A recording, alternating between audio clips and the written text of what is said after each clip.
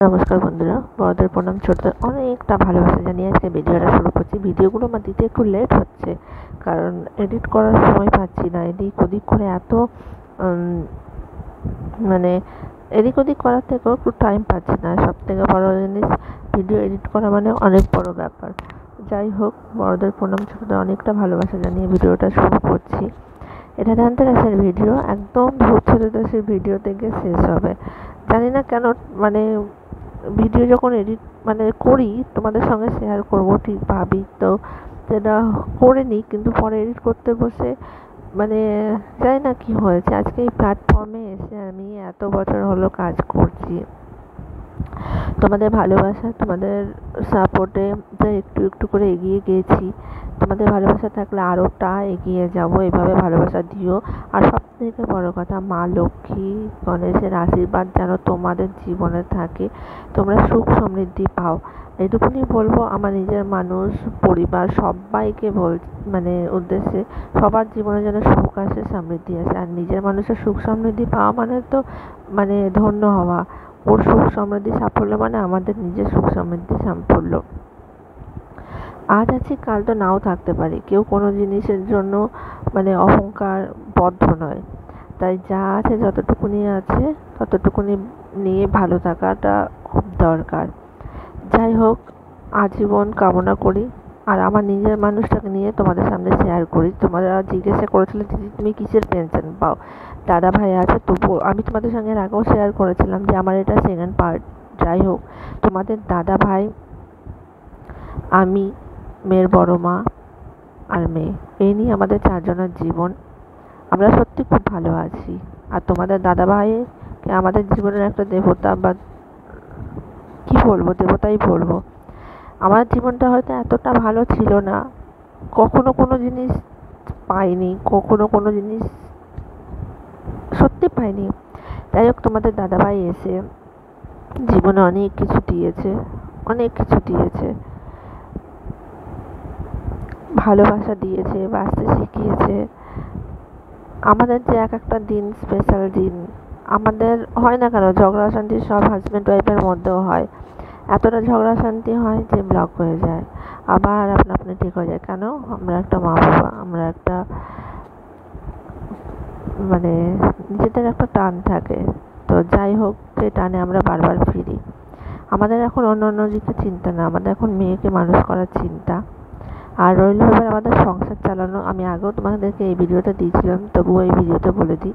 আমি পেনশন পাই, সেটা তোমাদের সঙ্গে শেয়ার তো করছি। সেটা আমার পেনশন হার্ডলি 11 বলতে নেই, তবু বললাম 11,000 পাই। আর তোমাদের দাদা ভাইয়ের সাপোর্ট নিয়ে আমার সংসারটা চলে। মাঝে মাঝে যখন আসি বাপের বাড়িতে, তখন ডবল খরচা হয়ে যায়। তাই 50-50 দুজনাই করি। আর জীবনে সব থেকে বড় জিনিস, স্বীকার করতে লজ্জা নেই, তোমাদের দাদাভাই বেশি করে, আমি কিছুই করতে পারি না ওর জন্য। জানি না কবে করতে পারবো, ভগবানের দৌলতে বা তোমাদের ভালোবাসা থাকলে একটা না একটা সময় অবশ্যই করতে পারবো, অবশ্যই করতে পারবো। আর সব থেকে বড় জিনিস, সন্তান যাদের আছে তারা তো জানো যে সন্তানের পিছনে কতটা কি খরচা হয়। সন্তানের ভবিষ্যৎ নিয়ে চিন্তা করতে হয়, সন্তানকে ভালো রাখা নিয়ে চিন্তা করতে হয়।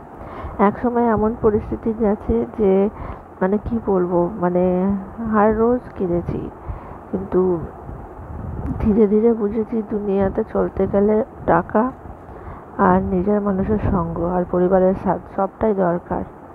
তাই কিছুটা করে জমানোর চেষ্টা করি, সঞ্চয় করার চেষ্টা করি। আর ইচ্ছে তো আছে যে অনেক কিছু করার। তোমরা ভালোবাসা দিও, অবশ্যই অনেক কিছু করতে পারবো। তোমরা তো ভালোবাসা দিচ্ছ, আরও ভালোবাসা দিও যাতে মেয়েটাকে মানুষ করতে পারি। যেমন তোমাদের দাদাভাইয়ের কাঁধে কাঁধ মিলিয়ে চলছি, তেমন আরও চলতে পারি। ওই বা কেন একা স্বপ্নগুলো পূর্ণ করবে, আমিও যাতে ওর স্বপ্নগুলো পূর্ণ করতে পারি। চেষ্টা করি স্বপ্নগুলো পূর্ণ করার, কিন্তু হয়ে ওঠে না। যাক, কোনো না কোনো সময় হয়ে উঠবে অবশ্যই। তো প্রদীপ কিনতে বাইরে গেছিলাম। আর এখন তো দীপাবলির সময়, তোমরা জানোই নানান রকম ভ্যারাইটিস প্রদীপ পাওয়া যায়। আর একটা জিনিস তোমাদের সঙ্গে শেয়ার করছি, আমার পেনশনটা সেটা লাইফ টাইম, আমার মেয়েও পেনশন পায়, সেটা হচ্ছে যতদিন না ওর বিয়ে হবে ততদিন সেই পেনশনটা ও মানে আমরা তুলতে পারবো না, যতদিন না ওর এজ হচ্ছে ততদিন ওরভাবে ওর পেনশনটা জমা হবে। ধানতেরাসে কে কী কিনলে সেটা জানিও। ধানতেরাসে আমি কিনেছি একটা জাটা আর একটা হচ্ছে জলশঙ্কর রাখার স্ট্যান্ড। কারণ এর আগে যখন হয়েছিল তোমাদের দাদাভাই আমাকে একটা পেন্ডেন্ট দিয়েছিল, একটা রিং দিয়েছিল, আর এবারে সব থেকে বড় গোল্ড জুয়েলারিটা তো আমাকে দিয়ে দিয়েছে, আমাকে বাঁচিয়ে। কারণ ওটার থেকে বড় জিনিস কিছু হয় না। আমার যখন অপারেশন হলো তখন লাখের উপর টাকা ছাড়িয়ে গেছে, তারপরেও আমি আবার অসুস্থ হয়েছিলাম, তখনও তোমাদের দাদাভাই আমাকে হেল্প করে গেছে। হেল্প কি, আমাকে বাঁচিয়ে তুলেছে।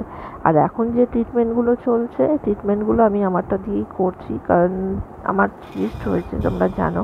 তো প্রত্যেক মাসে মানে 3-এর কাছাকাছি আমার মেডিসিন লাগে, ডক্টর খরচা থাকে, টেস্ট খরচা থাকে, কারণ ও 50% টানে আর আমি 50% টানি। আর সব থেকে বড় জিনিস, একটা জামাই একটা ছেলে পরিণত হয়ে গেছে, কারণ আমার মা ওকে পুরো ছেলেই ভাবে, কারণ আমার মা